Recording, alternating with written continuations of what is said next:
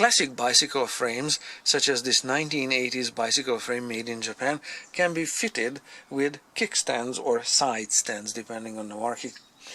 This particular one fits with 3 components. I'll show you how this goes together. Fairly uncomplicated, but components can be seized up.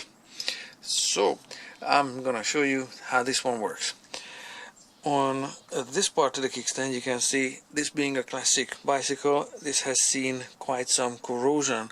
Aluminum is not known to be rusting or corroding, but it does. The resultant aluminum oxide is this white dust that flakes off. On the other side of the product, I cleaned it off with a wire wheel. I'll show you what I mean by wire wheel, and with light and easy passes on a power grinder. This is not a grinder, this is just a wire brush, a rotating wire brush. I'll show you. You can see this half is the clean, this one is the dirty half. So the 3 components, and of course the bolt gets corroded. This is the nice side, this is the corroded side as it got removed from here, and this mounting plate through which this is not threaded, this is just a big washer, a big fancy washer.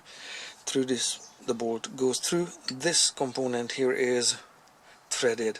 So the steel bolt and the aluminum or aluminium, depending on the market, fitting, they can seize together if they are not greased or if there isn't an anti-seize compound between the 2 of them. So they mount in a very uncomplicated way, like so.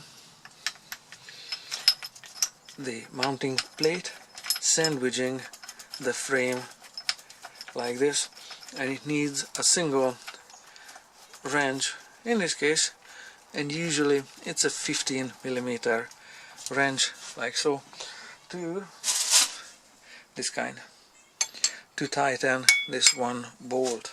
So fairly straightforward in most cases. This side stand or kickstand is non-adjustable in length. Many are. Some can be trimmed shorter. Obviously you can't trim something longer. To adjust the lean angle of the bicycle, depending on the placement in the frame, this could be shortened as the occasion arises. So let me show you what I mean by wire wheel. Over here I'm gonna reset the camera, looking at the part. Where is the grinder? Yeah, it's close to the ground down there. So I'm gonna lower the camera significantly. Now you're closer to the grinder, and as it runs, it's not terribly noisy, but I'm not gonna talk too much. Just a few more seconds from here on.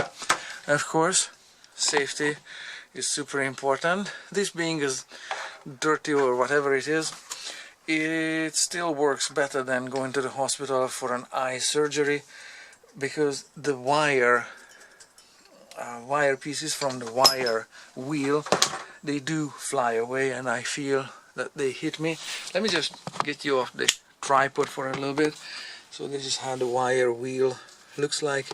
It is a rotating wire brush.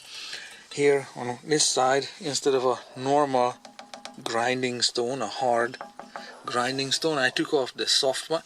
That's the coarse one. Sorry, that's the coarse one. A fine grinding stone usually is mounted here. I took off the fine stone, and the wire brush, or this wire wheel, is mounted there. So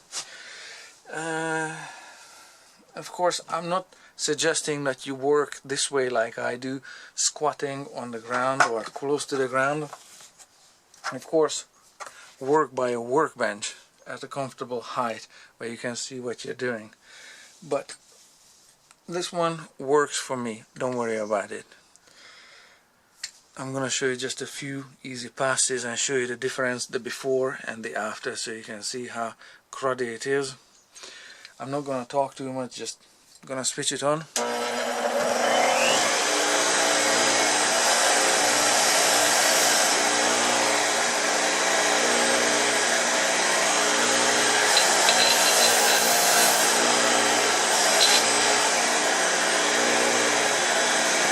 huge difference and very little work.